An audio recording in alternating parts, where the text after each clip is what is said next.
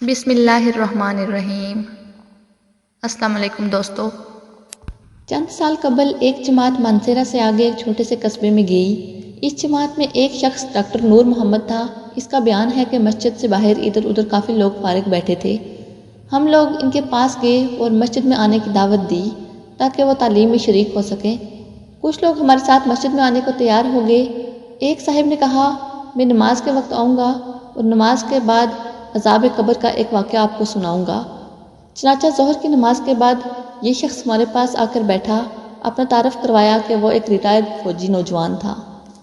اس فوجی کا بیان ہے کہ 1965 کی پاک و ہند جنگ میں ایک قبرستان میں اسلحے کا ایک عارضی ذخیرہ یعنی کیمپ بنایا گیا تھا اور کچھ نوجوانوں کے ساتھ اس فوجی کی ڈیوٹی تھی۔ دن کا وقت تھا اور کوئی خاص کام نہیں تھا، چنانچہ اس نے قبرستان میں گھومنا شروع کر دیا۔ اس کا گزر ایک پرانی قبر کے پاس ہوا اور اسے یوں محسوس ہوا جیسے قبر کے اندر ہڈیاں ٹوٹنے کی آواز آ رہی ہے۔ اس فوجی نے بتایا کہ میں نے بندوق کے بٹ کے ساتھ قبر کی اینٹیں ہٹائیں تاکہ دیکھوں کہ یہ کیسی آوازیں ہیں۔ جیسے جیسے میں مٹی ہٹاتا گیا آوازیں اور تیز ہوتی گئی اور میری دلچسپی اور خوف بھی بڑھتا گیا۔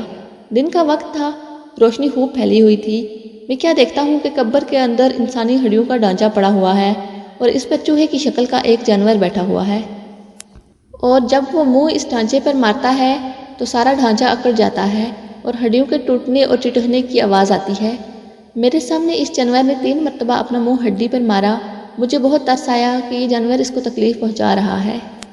چنانچہ رائفل سے جب میں نے اس جانور کو مارنے کا ارادہ کیا تو وہ مٹی میں چھپ گیا۔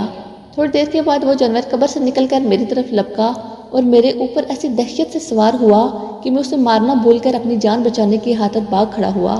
کافی دور جانے کے بعد میں نے مڑ کر دیکھا، وہ جانور میرے پیچھے تیزی سے بھاگا آ رہا تھا۔ قریب ہی پانی کا ایک گڑھا تھا۔ اس جانور سے بچنے کے لیے میں اس جوہر یعنی گڑھے میں داخل ہو گیا۔ میں نے پیچھے مڑ کر کیا دیکھا کہ جانور جوہر کے کنارے پر آ کر رک گیا اور قدرے توقف کے بعد اس نے اپنا منہ پانی میں ڈال دیا۔ یکدم پانی کھولنے لگا۔ میں بھاگ کر جوہر سے باہر نکلا۔ میری ٹانگیں جل رہی تھی، بہت جلد سرخ ہو چکی تھی اور آبلے یعنی جلے ہوئے پانی والے پھوڑے بھی پڑ چکے تھے۔